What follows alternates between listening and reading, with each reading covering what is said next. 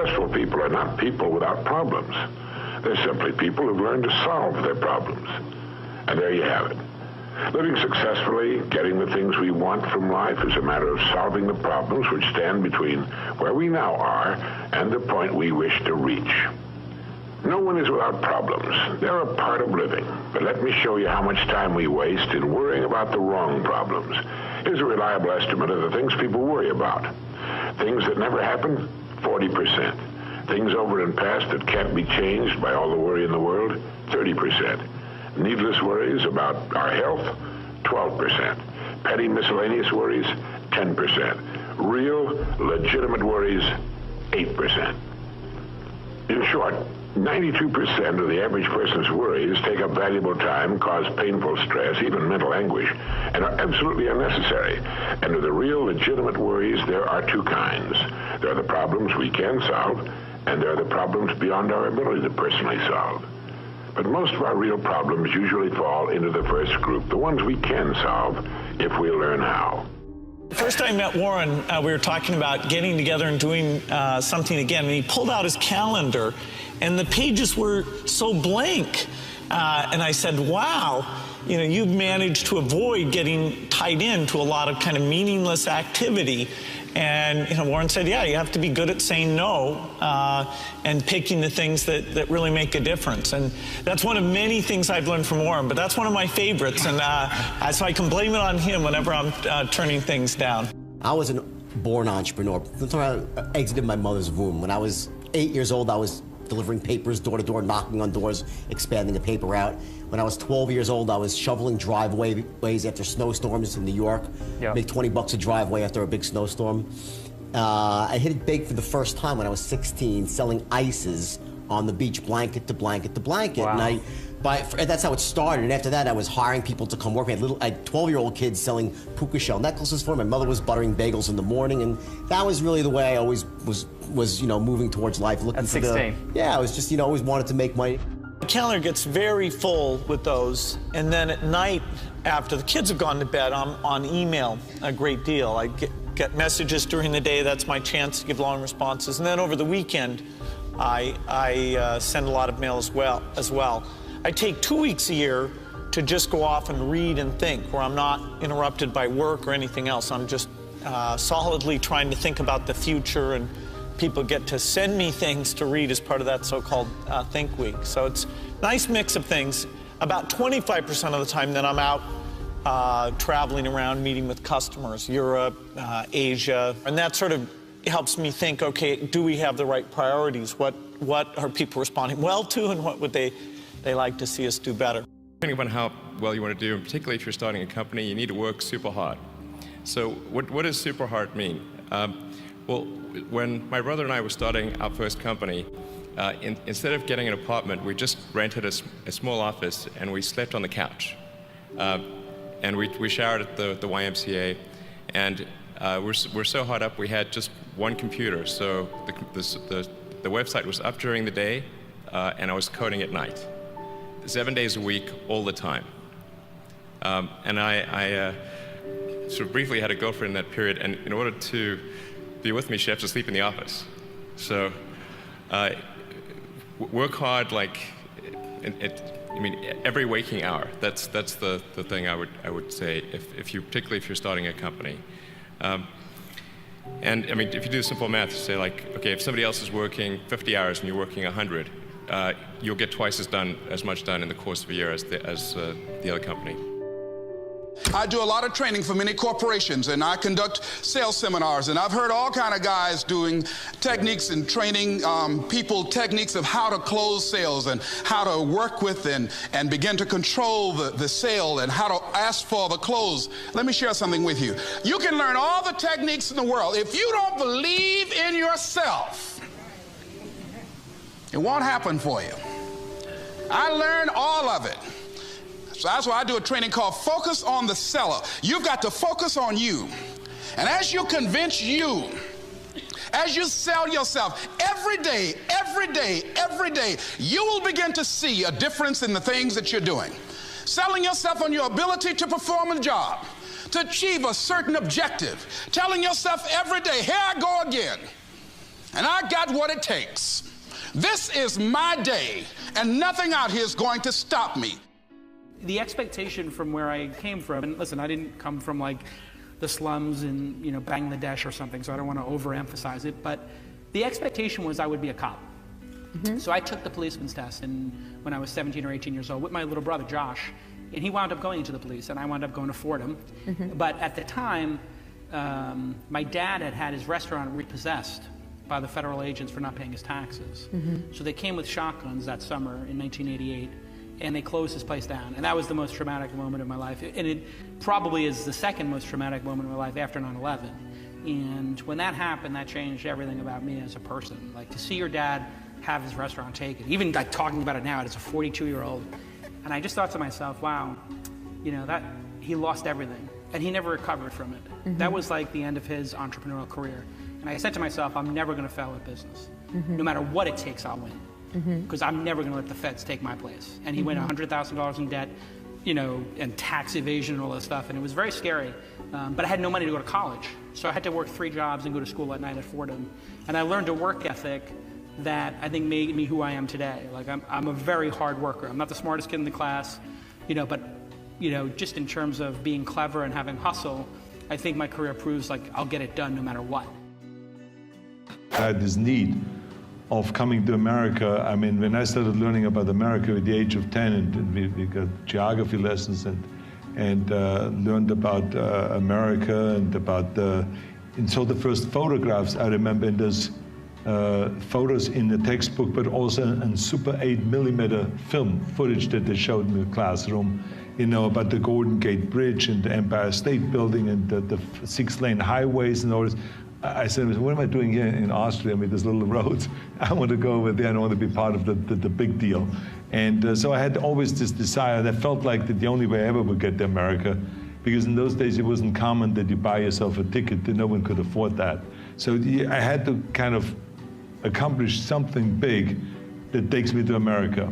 And then when I read about this guy, Reg Park, who won Mr. Universe 3 times and then became a star in Hercules movies, and then was in Italy filming, and then in Hollywood filming, I felt that could be the ticket. I should become Mr. Universe. I should become kind of a second Reg Park. Of course, no one really bought into that. My parents thought I was totally insane.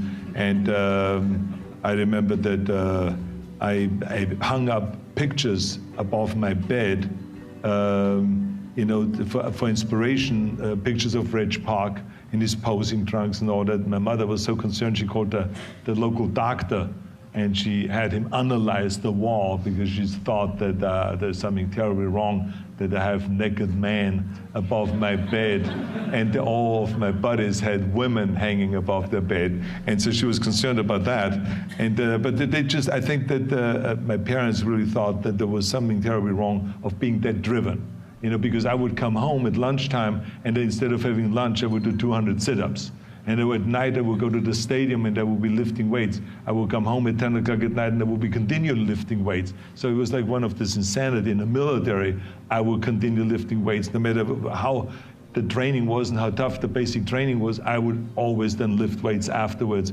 And as a tank driver, I would have on the side of the tank, in the toolbox, I would have my weights, my barbells, and my dumbbells, and my exercise bench and everything there in order to be, at any given time, if we stopped driving the tank and maneuvers, at 2 in the morning, I would be able to pull out my weights and again lift for 2 hours my weights. So I was really a fanatic about the whole thing. But it's the only way you really get where the way I succeeded, because I became, at the age of 20, the youngest Mr. Universe in London in the history of bodybuilding, because the youngest before then was Reg Park, the guy I was talking about, with the age of 24, but I became the youngest with 20, but it was because I was like so serious about the whole thing, and it worked. With the age of 21, after I won my second Mr. Universe title, I got an invitation from Joe Weider, who was the publisher of all the muscle magazines in America, and also the person that had the biggest warehouses of weight training equipment and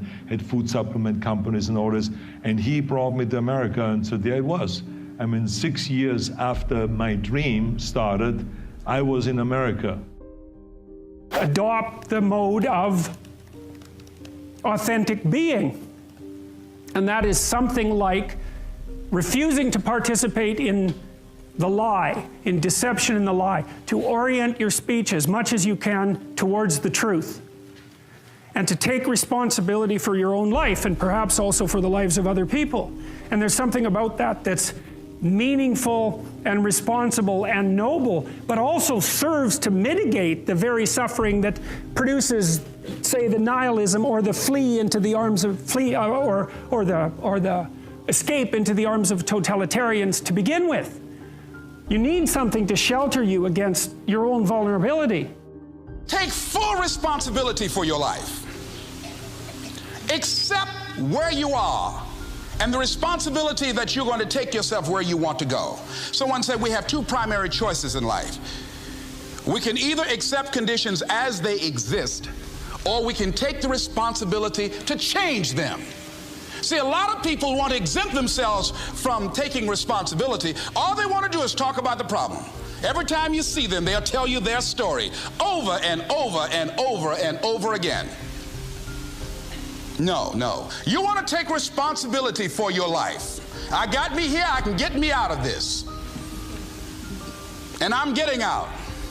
I'm not going to be a volunteer victim.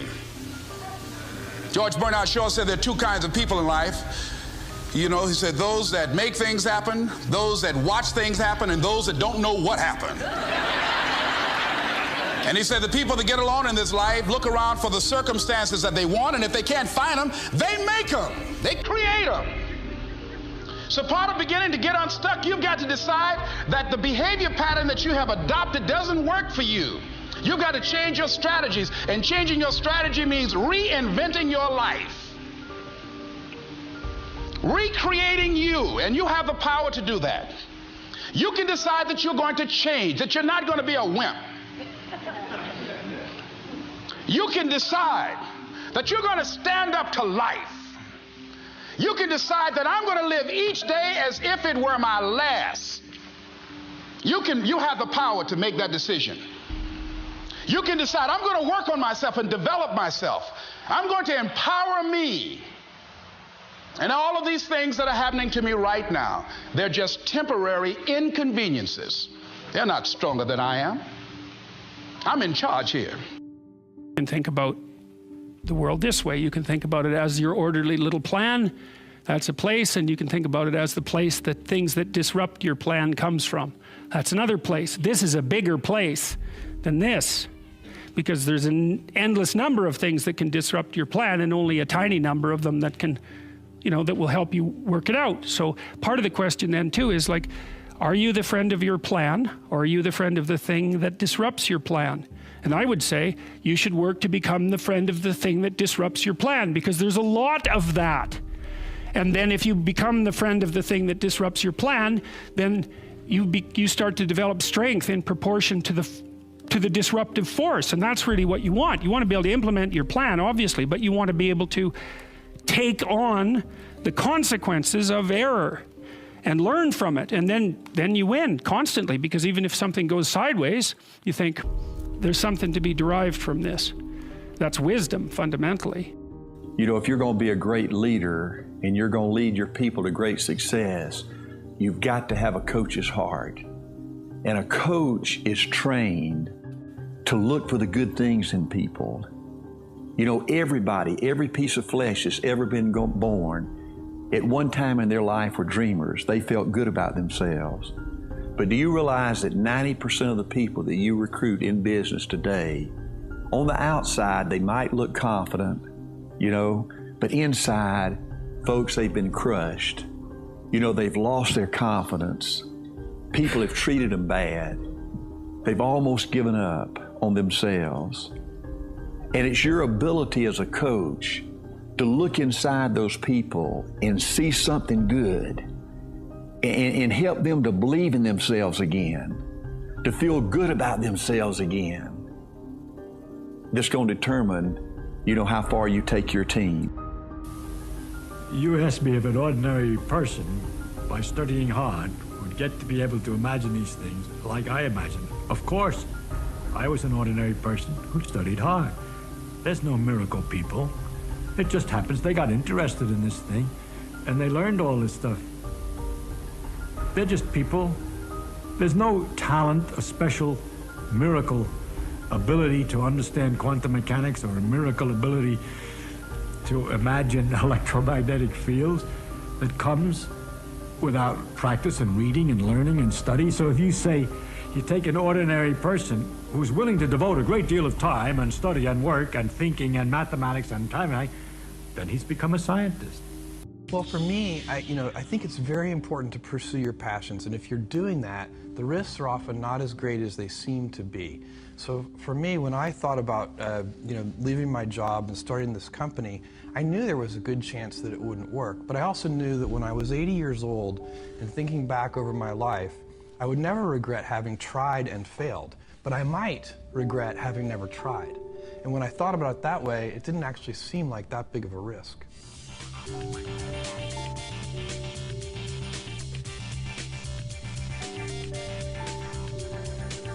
I think it's the very rare idea that can be done by a single individual. Almost everything that is going to change the world, solve a problem, improve something, these are usually big efforts, and they require a team working together to really get something important done. And that has been the story of Amazon.com. At every step along the way, we've had a team here that is making this work. I mean, I don't know, even at the smallest scale, you have to figure out how to get help from your friends, from your family members, from people that you can hire in those early days. I think without that, it would never work. Sometimes, I can't sleep at night because I'm thinking about something, and usually what I'll do is go write it down. I have some writing to do, so I get up and I go write down what I'm thinking, and that usually does the trick. But because I had been playing with YouTube, I thought, well, I'll try making YouTube video and telling people what I'm thinking about and see if that performs the same function as writing. And to me, the function of writing, well, it's twofold. One is conceivably to communicate with people, although the fundamental purpose for me is to clarify my thoughts so that I know, because if something is disturbing you, what that means is that it needs to be articulated. It's the emergence of unexplored territory, something that disturbs you. That's the right way to think about it. It's unmapped territory that's manifesting itself. It's like a vista of threat and possibility, and you need to articulate a path through it. And so that's what I was doing. It's like I was thinking, well, this is bothering me, and this seems to be why, and here's what I think is going on, and so I made the videos, and in some sense, I didn't think anything more of it. 30 to 60 hours a week. I had a small apartment which I shared with an old pal of mine. I had a small record collection, an ailing VW automobile, and a little tiny life with my minimum wage job, which I liked. And I looked at my life and realized this is probably about as good as it's going to get for me. I might quit this place and go work at my friend's record store because I liked being around records, and I could probably run his store very well, knowing what I knew about retail at that point. And then I got a very lucky break, because at that same time I was very frustrated. I said, well, this is going to be a very tough life. It's going to be a life of a lot of standing on my feet, a lot of work, taking it from other people, and having very little to show for it by Friday evening. And then Black Flag, the famous band, who was friends of mine, they played in New York. I was in Washington. I took a ride up to go see them because they weren't coming down to my town. I jumped on stage and sang with them that night a song because I had to go back down to DC and go work like some awful shift. They called me a few days later at the ice cream store and said, we're looking for a singer because the rhythm guitar player wants to, the vocalist wants to move down to rhythm guitar. You can tell I've told the story before. And we're holding auditions. You want to crack at this? Because we saw you on stage the other night, you're pretty wild. I looked at the ice cream scoop in my hand, my chocolate bespattered apron, and my future in the world of minimum wage work. Or I could go up to New York and audition for this crazy band who was my favorite. What's the worst that's gonna happen to me? I miss a day of work. Ooh, there goes 21 bucks. And I get humiliated in front of my favorite band. Yeah, humiliation and young people kind of go together. I was used to it. And so I took a train up there. I walked into this practice place in the East Village. I'm standing there with the band with a microphone in my hand. They said, pick the tune. And I sang every song they had, improvising most of it. 2 times through, we did the set. They said, okay, you have a seat. We're going to go have a band meeting, whatever that means. And they came back like 10 minutes later, said, okay, you're in. I said, what do you mean? They said, you're the singer in Black Flag. I said, so what do I do? They go, you quit your job, you pack your gear, you meet us on the road. Here's the tour itinerary, here's the lyrics. We'll see you soon. So, fairly numb, I went back down to Washington with this passel of lyrics in my hand. Went to my boss and said, I'm not exactly quitting, but here's this thing that happened. And he said, it's your shot. I said, yeah. He said, take it. I believe that passion is another word for energy. That's it. What do you have energy for? What energizes you? And that we naturally have a tremendous amount of body wisdom about that. And that every one of us has an internal fuel tank that is either empty or full. And if you're empty, you feel depleted. If you're full, you feel energized. And so if you simply are in any situation, I mean any situation, and you pay attention within 5 seconds to, does this person energize me? Do they deplete me? Where are they in the scale? You just gain some tremendous wisdom. And the simple way to start to figure out who you are and what you want is start aligning yourself with more things that energize you.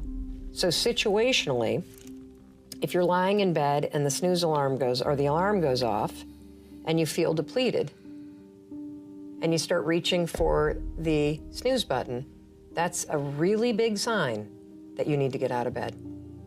Now, being depleted versus energized has nothing to do with whether or not things are hard or easy. It has to do with what naturally actually either expands you or shrinks you. And so if you look at your client list and measure it depleted versus energized, what shrinks versus expands me, you have the actual map. And when you start to find the courage to make decisions that energize you and that expand you, whether they're scary as shit or not, that's when everything changes. And so that's how I actually make business decisions. I don't even, like, the money conversation comes second. It's, does this deplete or energize me? And if it depletes me, how do you move it in that direction? Or how do I say no? If it energizes me, how do I do more? Because if you are energized or expanded by something, you will do it for no money, you will do it happily, and you will suddenly wake up and say, oh my gosh, like I'm pursuing my passion. How did that happen? In a world that's changing so quickly, the biggest risk you can take is not taking any risk. And I really think that that's true, right? I mean, a lot of people, I think that, whenever it comes to, whenever you get yourself into a position where you have to make some big shift in direction or do something, there are always people are going to point to the downside risks of that decision.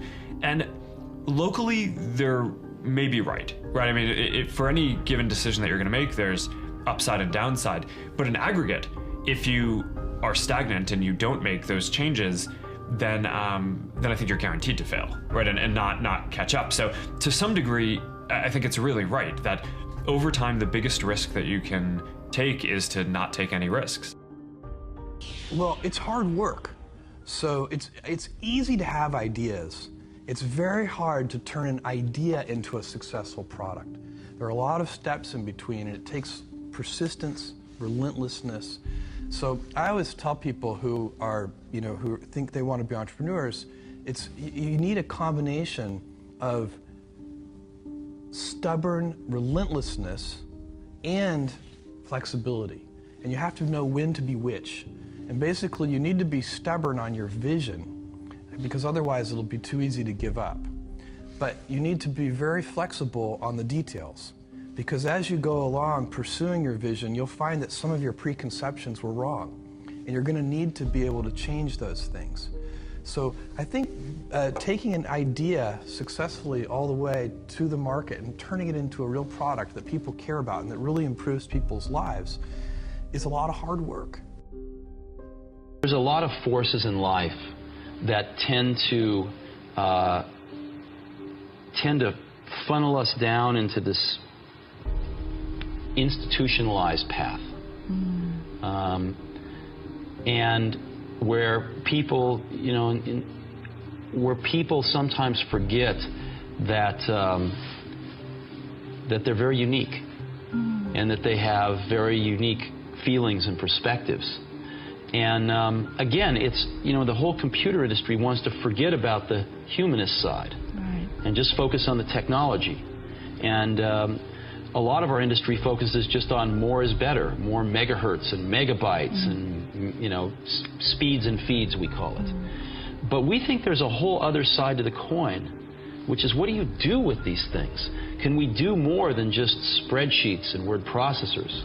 Can we help you express yourself in richer ways, in your music, in your movies, in your photography, and these kinds of things that people want to do? People have terrible risk calculus in general.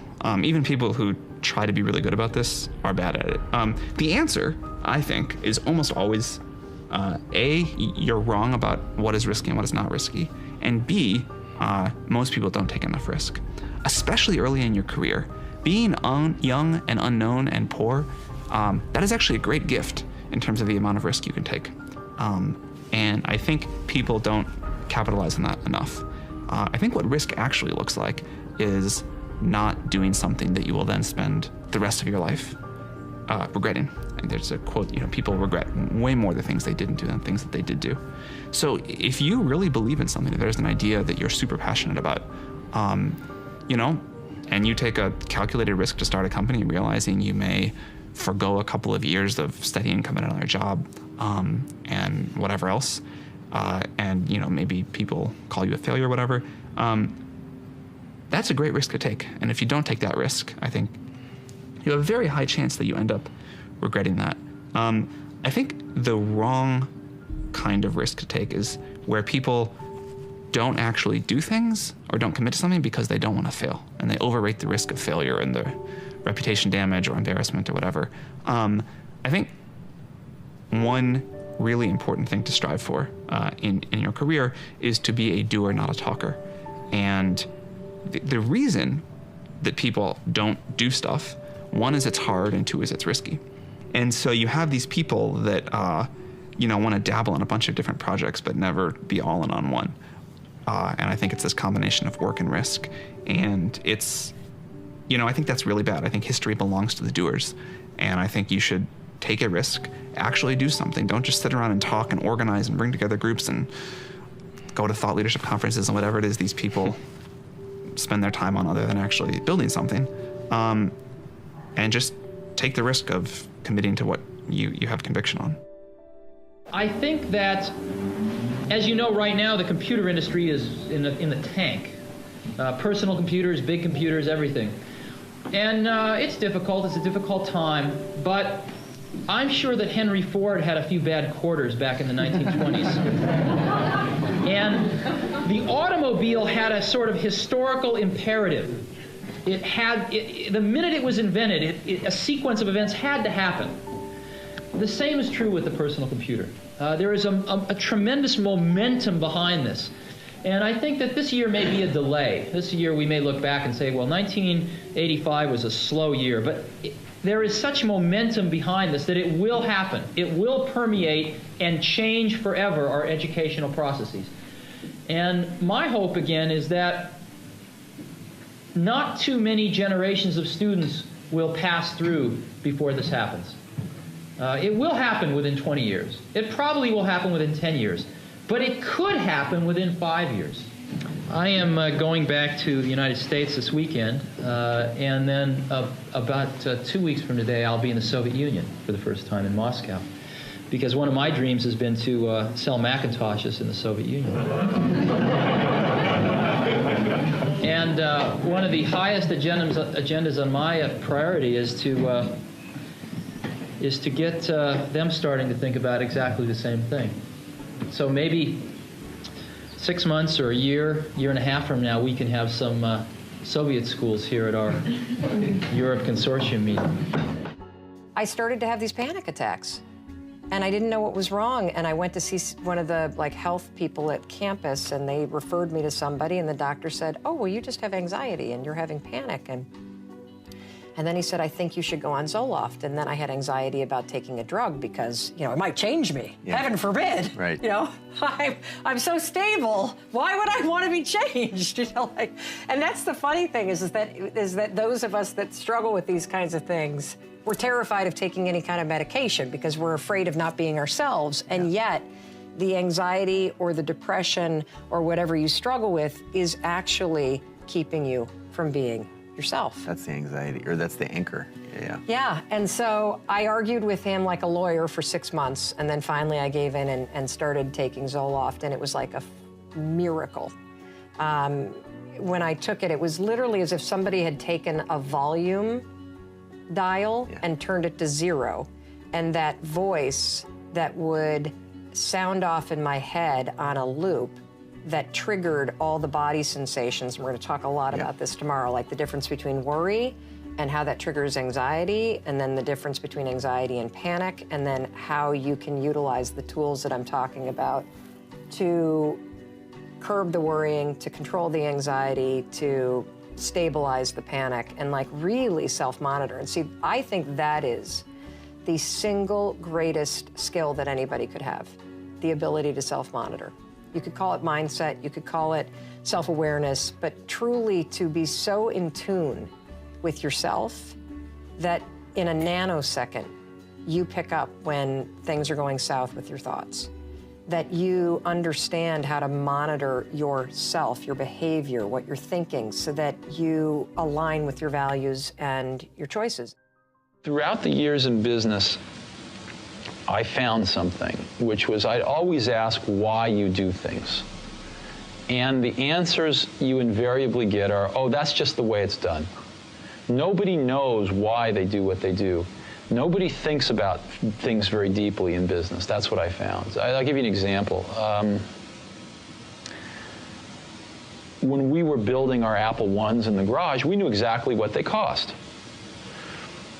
When we got into a factory in the Apple II days, the accounting had this notion of a standard cost, where you'd kind of set a standard cost, and then at the end of a quarter, you'd adjust it with a variance. And I kept asking, well, why do we do this? And the answer was, well, that's just the way it's done. And after about 6 months of digging into this, what I realized was the reason you do it is because you don't really have good enough controls to know how much it costs. So you guess, and then you fix your guess at the end of the quarter. And the reason you don't know how much it costs is because your information systems aren't good enough. So, but nobody said it that way. And so later on, when we designed this automated factory for Macintosh, we were able to get rid of a lot of these antiquated concepts and know exactly what something cost to the second. So in business, a lot of things are, I call it folklore. They're done because they were done yesterday and the day before. And so what that means is if you're willing to sort of ask a lot of questions and think about things and work really hard, you can learn business pretty fast. It's not the hardest thing in the world. It's not rocket science. It's not rocket science. Successful people are not people without problems. They're simply people who've learned to solve their problems. And there you have it. Living successfully, getting the things we want from life is a matter of solving the problems which stand between where we now are and the point we wish to reach. No one is without problems. They're a part of living. But let me show you how much time we waste in worrying about the wrong problems. Here's a reliable estimate of the things people worry about. Things that never happen, 40%. Things over and past that can't be changed by all the worry in the world, 30%.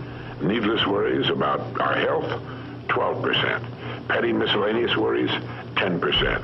Real, legitimate worries, 8%.